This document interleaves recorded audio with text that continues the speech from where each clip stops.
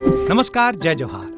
क्या आप भी गवर्नमेंट एग्जाम्स की तैयारी करना चाहते हैं? क्या आप भी मेमोरी टेक्निक्स और ट्रिक्स के जरिए बहुत ही कम समय में स्मार्ट स्टडी करना चाहते हैं? क्या आप चाहते हैं कि सीजी व्यापम टॉपर आपको पढ़ाए? तो डाउनलोड करिए योगेंद्र साहू क्लासेस ऐप।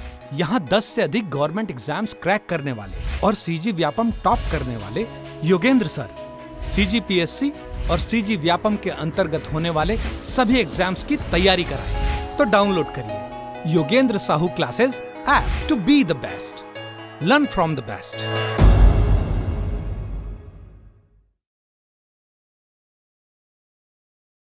कोई भी सपना साकार करने के लिए सबसे जरूरी है सही कोच का होना। चुनिए Yogendra Sahu classes first rank को और करे अपने सीजी व्यापम CGPSC का सपना साकार। Download the app now. नमस्कार दोस्तों, स्वागत है आपका योगेंद्र साहू ऑनलाइन क्लासेस में। पिछली वीडियो में हम गुप्तकाल से संबंधित ऑब्जेक्टिव्स देख रहे थे, आज उसी को कंटिन्यू करेंगे। और अगर अभी तक आपने हमारे चैनल को सब्सक्राइब नहीं किया है तो चैनल को सब्सक्राइब कर लीजिए। और PDF डाउनलोड करने के लिए आप सर का application Yogendra Sahu classes download कर सकते हैं, जो प्ले स्टोर पर अवेलेबल है और उसका लिंक डिस्क्रिप्शन में दे दिया गया है। तो चलिए वीडियो को शुरू करते हैं। सूची 1 तथा सूची 2 को सुमेलित कीजिए। देखिए यहाँ पे सही जोड़ी मिलाना है। एक तरफ दिया है दरबारी कवि और एक तरफ दिया है राजा, तो सही जोड़ी मिलाना है इसमें। देखिए अमीर खुसरो का आएगा अलाउद्दीन खिलजी, ठीक है। अलाउद्दीन खिलजी के दरबार में अमीर खुसरो कवि थे, ठीक है। कालिदास का आएगा चंद्रगुप्त द्वितीय, कालिदास का चंद्रगुप्त द्वितीय आएगा। हरिसेन का आएगा समुद्रगुप्त और बाण भट्ट का आएगा हर्षवर्धन, ठीक है। एक बार और देख लेते हैं। अमीर खुसरो का अलाउद्दीन खिलजी, कालिदास का चंद्रगुप्त द्वितीय, हरिसेन का आएगा समुद्रगुप्त और बाण भट्ट का आएगा हर्षवर्धन। चलिए नेक्स्ट देखते हैं। धन्वंतरी निम्नलिखित में से किसके कारण प्रसिद्ध थे? तो आंसर है हमारा आयुर्वेद के विद्वान एवं चिकित्सक होने के कारण। धन्वंतरी आयुर्वेद के विद्वान एवं चिकित्सक होने के कारण प्रसिद्ध थे। चलिए नेक्स्ट देखते हैं। निम्नलिखित में से किस गुप्त राजा का एक अन्य नाम देवगुप्त था? तो किसका नाम देवगुप्त था? तो आंसर है हमारा चंद्रगुप्त द्वितीय का। चंद्रगुप्त द्वितीय का अन्य नाम देवगुप्त था। चंद्रगुप्त द्वितीय या विक्रमादित्य ने देवगुप्त, देवराज, चंद्रगुप्त, विक्रमादित्य, परम भागवत, गणारी एवं सकारी की उपाधि धारण की थी। चलिए नेक्स्ट देखते हैं। प्रथम गुप्त शासक जिसने परम भागवत की उपाधि धारण की थी वह कौन था? तो कौन था? चंद्रगुप्त द्वितीय था, ठीक है। चंद्रगुप्त द्वितीय का उसने परम भागवत का उपाधि धारण किया था, ठीक है। चंद्रगुप्त प्रथम ने महाराजा अधिराज की उपाधि धारण की थी, जबकि गुप्त वंश के संस्थापक श्री गुप्त एवं घटोत्कच ने महाराज की उपाधि धारण की थी। नेक्स्ट देखते हैं। अधोलिखित में कौन गुप्तकालीन स्वर्ण मुद्रा है? तो गुप्तकालीन स्वर्ण मुद्रा क्या है? दिनार, ठीक है। ऑप्शन बी दिनार। देखिए जो स्वर्ण मुद्रा थी उसे दिनार कहते थे गुप्त काल में, और जो चांदी के सिक्के होते थे ना उसे रूपक कहते थे। गुप्त काल में सर्वाधिक स्वर्ण सिक्के चलाए गए जिन्हें दिनार कहा जाता था, तथा चांदी के सिक्के को रूपक कहते थे। फाहान के अनुसार आम लोग आदान प्रदान या विनिमय के लिए रुपया के रूप में कौड़ियों का उपयोग करते थे। नेक्स्ट, हिंदू विधि द्वारा मान्य कर कितना था? तो कितना था? उपज का 6ठा भाग। हिंदू विधि द्वारा मान्य कर उपज का 6ठा भाग था। इलाहाबाद में अशोक स्तंभ किसके शासन के बारे में सूचना प्रदान करता है? तो आंसर है हमारा समुद्रगुप्त के बारे में, ठीक है। अशोक स्तंभ का निर्माण अशोक ने कराया। इस पर समुद्रगुप्त ने हरिसेन में प्रयाग प्रशस्ति लिखवाई। बाद में अकबर ने इसे इलाहाबाद के किले में रखवा दिया। नेक्स्ट देखते हैं। प्रयाग प्रशस्ति किसके सैन्य अभियान के बारे में जानकारी देती है? तो आंसर है हमारा समुद्रगुप्त के, ठीक है। समुद्रगुप्त। कौन सा राजवंश हुणों के आक्रमण से अत्यंत विचलित हुआ? तो आंसर है हमारा गुप्त, ठीक है। गुप्त।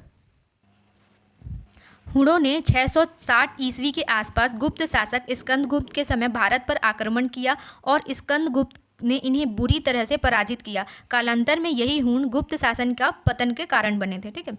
आगे देखते हैं। शक विजेता किसे माना जाता है? तो शक विजेता किसे मानते हैं? चंद्रगुप्त द्वितीय को। गुप्त शासक चंद्रगुप्त द्वितीय ने शकों के अंतिम शासक रुद्र सिंह तृतीय को परास्त कर भारत से शकों का नाश किया और सकारी की उपाधि धारण की। चलिए नेक्स्ट देखते हैं।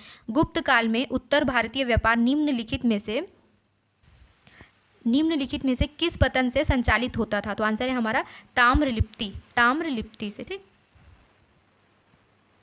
गुप्त काल में अंतरराष्ट्रीय व्यापार जल मार्ग द्वारा संपन्न होता था, जिसके लिए दक्षिण पूर्व एवं पश्चिम में बंदरगाह थे। दक्षिण पूर्व में स्थित बंदरगाह ताम्रलिप्ति, घंटसाला एवं कंदुरा था, जिसमें ताम्रलिप्ति प्रमुख था, जिससे होकर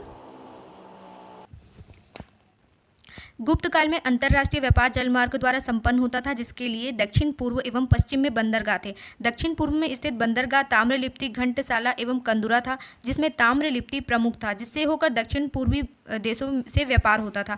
पश्चिम में स्थित बंदरगाह भड़ौच, कैम्बे, सोपारा, कल्याण आदि बंदरगाह महत्वपूर्ण थे, जिससे होकर पश्चिमी देशों से व्यापार किया जाता था। चलिए नेक्स्ट देखते हैं। निम्नलिखित में से कौन गुप्त काल में अपनी आयुर्विज्ञान विषयक रचना के लिए जाना जाता है? तो कौन जाना जाता है? सुश्रुत। ठीक है, सुश्रुत गुप्तकालीन शल्य चिकित्सक माना जाता है। चलिए नेक्स्ट देखते हैं। निम्नलिखित में से किसका प्राचीन भारत के आयुर्वेद शास्त्र से संबंध नहीं है? तो देखिए 4 ऑप्शन दिया हुआ है, धन्वंतरी, चरक और सुश्रुत। ये तीनों का जो संबंध है आयुर्वेद से है, लेकिन किसका नहीं है? भास्कराचार्य का। ठीक है, आंसर है हमारा भास्कराचार्य। चलिए नेक्स्ट देख लेते हैं। धन्वंतरी एवं सुश्रुत चंद्रगुप्त के दरबार में उपस्थित आयुर्वेद विज्ञान के ज्ञाता थे। चरक कुषाण शासक कनिष्क के शासनकाल के दौरान आयुर्वेद के प्रसिद्ध ज्ञाता थे, जबकि भास्कराचार्य गुप्त काल से संबंधित खगोलविद एवं गणितज्ञ थे, जिनकी रचना लीलावती नामक गणित की पुस्तक थी। नेक्स्ट देखते हैं। चंद्रगुप्त के 9 रत्नों में से कौन फलित ज्योतिष से संबंधित था? तो कौन था? ऑप्शन सी, स्वर्णपक। ठीक है, स्वर्णपक चंद्रगुप्त के 9 रत्नों में से फलित ज्योतिष से संबंधित थे। चंद्रगुप्त द्वितीय के 9 रत्नों के नाम निम्न हैं। पहला कालिदास, सबसे प्रमुख रत्न एवं कवि। ठीक है। सेकंड है धन्वंतरी, महान चिकित्सक। वरामिरी, खगोल विज्ञानी। अमर सिंह, कोशकार अर्थात डिक्शनरी निर्माता। शंकु, वास्तुकार। शर्णपक, रत्न फलित ज्योतिष। वरुचि, संस्कृत व्याकरणाचार्य। और वेताल भट्ट, जादूगर या मैजिशियन। घटपर्णक, कूटनीतिज्ञ। मुगल शासक अकबर के दरबार में भी 9 रत्न थे। कृष्णदेव राय के दरबार के 8 वृद्धान अष्टदिग्गज एवं शिवाजी के प्रशासन के 8 मंत्रियों के समूह को अष्टप्रधान कहलाते थे। चलिए नेक्स्ट। गुप्तकालीन रजत मुद्राओं को नाम दिया गया था। तो आंसर है हमारा ऑप्शन सी, रूपक। ठीक, जो चांदी के सिक्के होते हैं, चांदी को रजत बोलते हैं, रजत मुद्रा। तो जो चांदी के सिक्के होते थे उसे रूपक कहते थे, और जो स्वर्ण मुद्रा होती थी ना उसे दिनार कहते थे। गुप्त काल में सोने के सिक्के जारी किए गए, जिसे दिनार कहा गया, जबकि चांदी के सिक्कों को रूपक कहा गया था। गुप्त काल में लिखित संस्कृत नाटकों में स्त्री और शूद्र बोलते थे। तो स्त्री और शूद्र कौन सी भाषा बोलते थे? तो आंसर है हमारा प्राकृत। ठीक है, प्राकृत। गुप्तकालीन उच्च वर्गों द्वारा संस्कृत बोली जाती थी। स्त्री एवं शूद्र या निम्न जाति के लोग प्राकृत भाषा का प्रयोग करते थे, जबकि गुप्तकालीन राजकीय भाषा संस्कृत थी। नेक्स्ट देखते हैं। गुप्त संवत की स्थापना किसने की थी? तो गुप्त संवत की स्थापना किसने की थी? चंद्रगुप्त प्रथम ने की थी। नगरों का क्रमिक पतन किस काल की एक महत्वपूर्ण विशेषता थी? तो आंसर है हमारा ऑप्शन ए, गुप्त काल की। ठीक, गुप्त वंश के अंतिम समय में नगरों का क्रमिक पतन होने लगा, जिसमें गंगा घाटी के क्षेत्र जैसे पाटलिपुत्र, मथुरा, सौगौरा प्रमुख थे। वैनसांग के आगमन के पूर्व पाटलिपुत्र जैसा विशाल नगर एक गांव के रूप में परिवर्तित हो गया। नेक्स्ट देखते हैं। कालिदास किसके शासन काल में थे? तो कालिदास किसके शासन काल में थे? चंद्रगुप्त द्वितीय के शासन काल में कालिदास थे। ठीक है। महाकवि कालिदास चंद्रगुप्त द्वितीय के 9 रत्नों में प्रमुख थे, जिनकी रचना इस प्रकार है। मेघदूतम, ऋतुसंहार, रघुवंशम, अभिज्ञान शकुंतलम, मालविका अग्निमित्रम, विक्रमो वर्षियम, कुमार संभवम। नेक्स्ट देखते हैं। किस शासक वंश ने मंदिरों एवं ब्राह्मणों को सबसे अधिक ग्राम अनुदान दिया था? तो कौन सा शासक था? गुप्त वंश था। ठीक है। ब्राह्मणों को सर्वप्रथम भूमि दान देने की परंपरा सातवाहनों ने प्रारंभ की थी। देखिए, ब्राह्मणों को भूमि दान देने की जो परंपरा थी सबसे पहले सातवाहनों ने प्रारंभ की थी, लेकिन सबसे ज़्यादा किसने भूमि दान दिया था? तो वो गुप्त वंशीय शासक थे। ठीक है। किंतु गुप्त वंशीय शासकों ने सर्वाधिक भूमि ब्राह्मणों को दान में दिए थे। नेक्स्ट देखते हैं। प्राचीन भारत में किस वंश का शासनकाल स्वर्ण युग कहा जाता है? तो कौन सा वंश था? गुप्त वंश था। ठीक है। प्राचीन भारत में गुप्त वंश का जो शासनकाल था उसको स्वर्ण युग कहा जाता है। गुप्त काल में सभ्यता, संस्कृति, साहित्य, कला आदि की गुप्त काल में सभ्यता, संस्कृति, साहित्य, कला आदि की अभूतपूर्व प्रगति हुई, जिसका श्रेय चंद्रगुप्त द्वितीय को जाता है। गुप्त काल की इस चहुमुखी प्रगति को ध्यान रखते हुए इतिहासकारों ने गुप्त काल को प्राचीन भारत का स्वर्णकाल कहा है। नेक्स्ट देखते हैं, निम्नलिखित में से किस काल में स्त्रियों की पुरुषों से बराबरी थी। देखिए इसमें 4 ऑप्शन दिया हुआ है, गुप्त काल, मौर्य काल, चोलों में, और जो चौथा ऑप्शन है इनमें से कोई नहीं। तो आंसर जो है हमारा इनमें से कोई नहीं। ठीक है, भारतीय इतिहास में स्त्रियों की दशा किसी भी काल में पुरुषों के बराबर नहीं हुई है।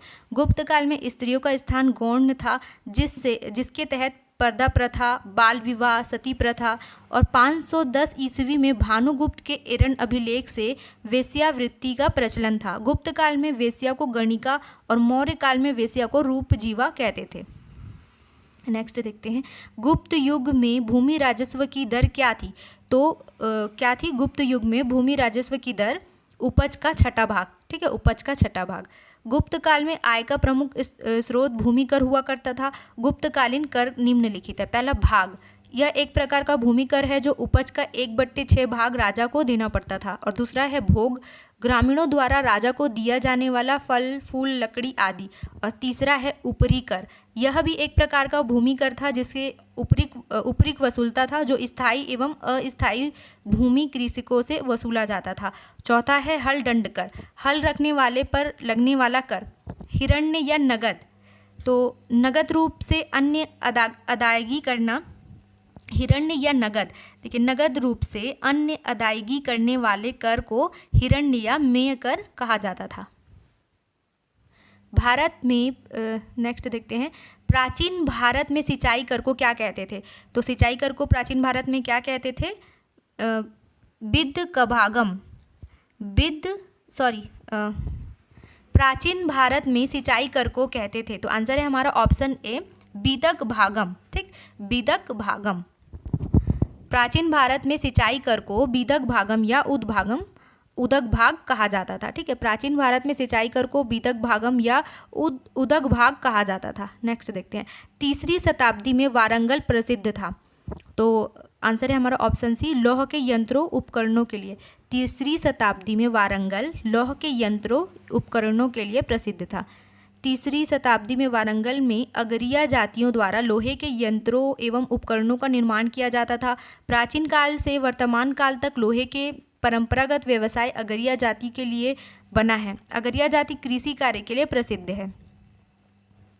विशाख दत्त के प्राचीन भारतीय नाटक मुद्रा राक्षस की विषय वस्तु है। तो आंसर है हमारा ऑप्शन डी, चंद्रगुप्त मौर्य के समय में राज दरबार की दुर्भी संधियों के बारे में। विशाख दत्त गुप्तकालीन विद्वान हैं। मुद्रा राक्षस से मौर्य काल के दरबारी षड्यंत्रों की जानकारी मिलती है। दुर्भी संधियों का अर्थ होता है बुरे उद्देश्य से की गई संधि।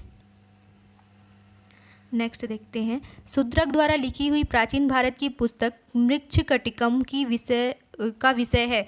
तो आंसर है हमारा ऑप्शन ए, एक धनी व्यापारी और एक गणिका की प्रेम गाथा। मृच्छकटिकम चारुदत्त और बसंत सेना की प्रेम कथा का वर्णन है। देखिए इसमें नेक्स्ट देखते हैं, सूची ए और सूची अ और सूची ब को सुमेलित कीजिए। चलिए इसका आंसर देख लेते हैं। विक्रम संवत, तो विक्रम संवत का आएगा 58 ईसा पूर्व। ठीक है, विक्रम संवत 58 ईसा पूर्व। शक संवत आएगा 78 ईस्वी। शक संवत 78 ईस्वी। गुप्त संवत का आएगा 319 ईस्वी। और कली संवत का आएगा 3102 ईसा पूर्व। एक बार और देख लेते हैं। विक्रम संवत 58 ईसा पूर्व, शक संवत 78 ईस्वी, गुप्त संवत 319 ईस्वी और कली संवत 3102 ईसा पूर्व। नेक्स्ट देखते हैं, चीनी यात्री इत्सिंग ने बिहार का भ्रमण किया लगभग। तो आंसर देखिए, आंसर ऑप्शन में नहीं दिया हुआ है, इसके बारे में पढ़ लेते हैं। चीनी यात्री इत्सिंग ने 671 ईस्वी के आसपास भारत के बिहार का भ्रमण किया था। कब किया था? 671 ईस्वी के आसपास। नालंदा विश्वविद्यालय के विनाश का कारण था। तो आंसर है हमारा ऑप्शन ए, मुसलमान। 1193 ईस्वी के आसपास तुर्की मुस्लिम आक्रांता बख्तियार खिलजी ने नालंदा विश्वविद्यालय को नष्ट कर दिया, जो बौद्ध धर्म का विनाश होने का एक प्रमुख कारण है। नेक्स्ट देखते हैं, भारत में सबसे प्राचीन विहार है। तो आंसर है हमारा नालंदा। ठीक है, ऑप्शन ए नालंदा। यदि तक्षशिला हो तो वह सबसे प्राचीन होगा। ठीक ठीक है। नेक्स्ट देखते हैं, नालंदा कहाँ पर स्थित है? तो नालंदा कहाँ पर स्थित है? बिहार में, ठीक है, बिहार में स्थित है। धर्मशास्त्रों में भू राजस्व की दर क्या है? तो 1/6, 1/6, ठीक है। स्कंदगुप्त ने निम्न में से किस विदेशी जाति को पराजित किया था? तो स्कंदगुप्त ने किसे पराजित किया था? हुनों को पराजित किया था, ठीक है, हुनों को। इनमें से किस गुप्त राजा ने महेंद्र आदित्य की उपाधि ग्रहण की थी? तो किसने की थी? कुमारगुप्त प्रथम ने। महेंद्र आदित्य की उपाधि कुमारगुप्त प्रथम ने ग्रहण की थी। भागवत संप्रदाय के विकास में किसकी देन अत्यधिक थी? तो आंसर है हमारा ऑप्शन डी, गुप्त, ठीक है। भागवत धर्म का आरंभिक विकास शुंग काल में हुआ, जबकि गुप्त शासकों ने इस धर्म को राजकीय धर्म का दर्जा देकर इसे विस्तार प्रदान किया। नेक्स्ट देख लेते हैं, सही कथन चुने। देखिए 4 ऑप्शन दिया हुआ है, इसमें सही चुनना है आंसर, ठीक है। तो पहला जो है सही क्या है? आर्यभट्टीय एक गणितीय ग्रंथ है, तो ये सही है, ठीक है। आर्यभट्टीय एक गणितीय ग्रंथ है, ऑप्शन ए हमारा सही उत्तर है। तीनों देख लेते हैं, लीलावती नामक ग्रंथ ब्रह्मगुप्त कृति है, गलत है। पंच सिद्धांतिका 7वीं सदी का ग्रंथ है, गलत है। गणित सार संग्रह में शून्य को संख्या नहीं माना गया, ये भी गलत है। सही क्या है हमारा? आर्यभट्टीय एक गणितीय ग्रंथ है। नेक्स्ट देखते हैं, कुमार संभव महाकाव्य किस कवि ने लिखा है? तो किस कवि ने लिखा है? कालिदास ने लिखा है। कुमार संभवम महाकाव्य कालिदास ने लिखा है। कुमार संभवम महाकाव्य कालिदास ने लिखा है। नेक्स्ट देखते हैं, किसके ग्रंथ में चंद्रगुप्त मौर्य का विशिष्ट रूप से वर्णन हुआ है? तो आंसर है हमारा विशाखदत्त, ठीक है, विशाखदत्त। नेक्स्ट देखते हैं, निम्नलिखित में से कौन बीजगणित के क्षेत्र में अपने योगदान के लिए विशेष रूप से जाना जाता है? तो आंसर है हमारा आर्यभट्ट, ठीक है, आर्यभट्ट। निम्नलिखित में से किसने न्यूटन से पूर्व ही बता दिया था कि सभी वस्तुएं पृथ्वी की ओर गुरुत्वाकर्षित होती हैं? तो आंसर है हमारा ब्रह्मगुप्त ने, ठीक है, ब्रह्मगुप्त ने। देखिए इसमें सूची 1 और सूची 2 को सुमेलित कीजिए, तो इसका सही आंसर देख लेते हैं। तो देखिए वराहमिहिर का आएगा वृहत संहिता, ठीक है, वराहमिहिर मूल ग्रंथ इनका क्या है? वृहत संहिता। विशाखदत्त का आएगा देवी चंद्रगुप्तम, ठीक है, विशाखदत्त देवी चंद्रगुप्तम। शूद्रक मृच्छकटिकम, शूद्रक का मृच्छकटिकम। और विल्हण का आएगा विक्रम देवचरित, विल्हण का आएगा विक्रम देवचरित। चलिए नेक्स्ट देखते हैं, नालंदा विश्वविद्यालय में निम्नलिखित में से किस विज्ञान विषय की शिक्षा प्रदान नहीं की जाती है? तो नहीं की जाती है पूछ रहा है, तो ऑप्शन ए चिकित्सा विज्ञान। नालंदा विश्वविद्यालय में चिकित्सा विज्ञान की शिक्षा नहीं प्रदान की जाती है, ठीक है। आगे देखते हैं, गुप्त काल में किस ग्रंथ में गुप्तों की राजनीति और प्रशासन का सुंदर विवरण है? तो आंसर है हमारा कामंदक लिखित नीतिसार में, ठीक, कामंदक लिखित नीतिसार में गुप्तों की राजनीति प्रशासन का सुंदर विवरण है। जिस प्रकार चाणक्य ने मौर्यकालीन राजनीतिक स्थिति का प्रशासन का वर्णन अपने अर्थशास्त्र में किया है, उसी प्रकार कामनंदक चरित नीतिसार के कामंदक चरित नीतिसार में गुप्तकालीन राजनीतिक सिद्धांतों का उल्लेख है। मूलतः यह राजशास्त्र व संस्कृत ग्रंथ है। नेक्स्ट देखते हैं, निम्नलिखित में से किस गुप्त सम्राट ने विक्रमादित्य की उपाधि धारण की थी? तो किसने की थी? चंद्रगुप्त द्वितीय ने विक्रमादित्य की उपाधि धारण की थी। देखिए गुप्त सम्राट और उसकी उपाधि, चंद्रगुप्त प्रथम ने महाराज अधिराज की, और समुद्रगुप्त ने नेपोलियन की उपाधि धारण की थी, और चंद्रगुप्त द्वितीय ने विक्रमादित्य की उपाधि धारण की थी। स्कंदगुप्त ने शुक्रादित्य की, ठीक है। आगे देखते हैं, समुद्रगुप्त द्वारा जीते गए राज्यों में निम्नलिखित राज्य दक्षिणा पद का नहीं है? तो आंसर है हमारा ऑप्शन ए कोतकुल, ठीक है। यह राज्य कन्नौज एवं उसके आसपास के क्षेत्रों से संबंधित है, जो उत्तर भारत में अवस्थित है। प्राचीन भारत गुप्त वंश का संस्थापक निम्नलिखित में से कौन था? तो आंसर है हमारा ऑप्शन ए श्रीगुप्त था, ठीक है। प्रभावती गुप्त के पूना ताम्रलिख अभिलेख से इसकी जानकारी प्राप्त होती है, जिसके अनुसार गुप्त वंश के संस्थापक श्रीगुप्त थे। गुप्त वंश का संस्थापक निम्नलिखित में से कौन था? तो गुप्त वंश का संस्थापक कौन था? श्रीगुप्त था, ठीक है, श्रीगुप्त। निम्न में से क्या सही नहीं है? तो देखिए 3 ऑप्शन दिया हुआ है और क्या सही नहीं है ये पूछा है, तो चलिए एक एक करके पढ़ लेते हैं पहले ऑप्शन को। पहला लिया है समुद्रगुप्त ने 315 से 380 ईस्वी तक शासन किया, ये सही है। दूसरा है समुद्रगुप्त ने गंगा यमुना दो आपके राजाओं को हराकर गुप्त साम्राज्य में मिला लिया, ये गलत है। तीसरा है हरिसेन समुद्रगुप्त के शासनकाल में दरबारी कवि था, तो ये गलत है। ठीक है, तो आंसर है हमारा ऑप्शन डी, दूसरा और तीसरा गलत है। ठीक है, आंसर आगे देखते हैं। निम्नलिखित में से किस राजा ने दक्षिण पूर्वी एशिया के मलाया में भारतीय साम्राज्य की स्थापना की थी? तो आंसर है हमारा ऑप्शन बी, शैलेंद्र ने। ठीक है, शैलेंद्र ने।